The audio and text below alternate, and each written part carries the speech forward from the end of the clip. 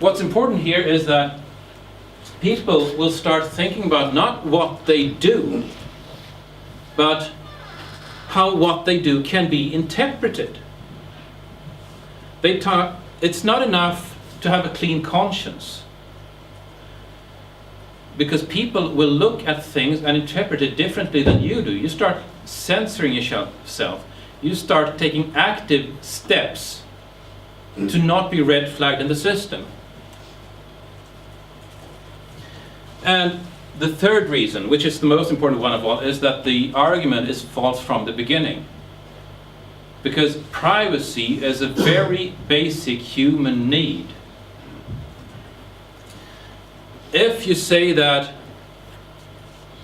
if you're abiding by the law, then you should allow this breach into your privacy. The person who says that is ignoring the fact that I have a very deeply rooted need to simply hold some things for myself. We can see that in the way that we expose secrets to friends. We can see this in the way we trust people. Some people more, some people less, and then all the acquaintances, and then the rest of the world. We can see this in the fact that we lock the toilet door. Privacy is a very basic human need. And using this, you should feel ashamed if you don't give up your privacy argument, is false, it's ugly, and it's dishonest at its core.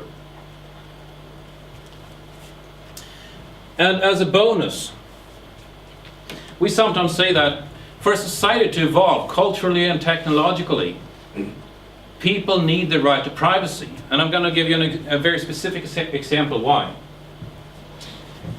In the 1930s in Sweden,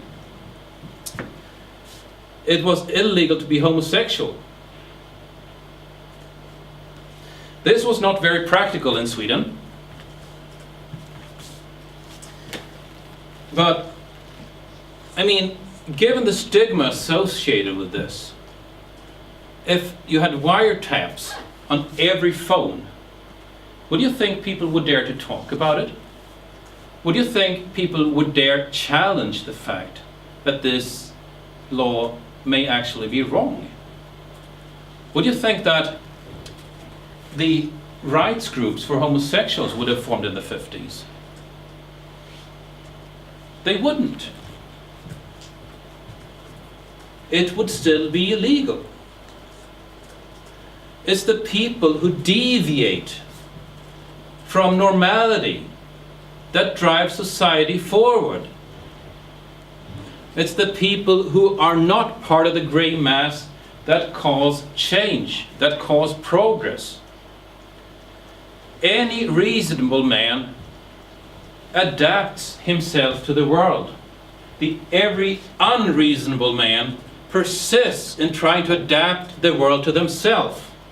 And therefore, every single piece of progress depends on unreasonable people.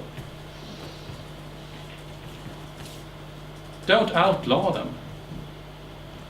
You're going to freeze in your tracks.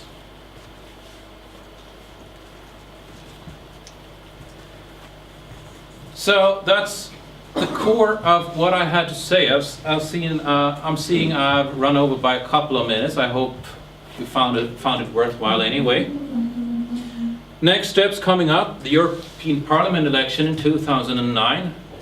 We are coordinating with the rest of the European pirate parties to make a joint effort there, and I'd be thrilled to see Piraattipuolue as part of that effort. We are gathering in Uppsala in just over a month to discuss this. The election is just a year out, and that year is going to pass very quickly. So, good luck to us all. Let's go change the world.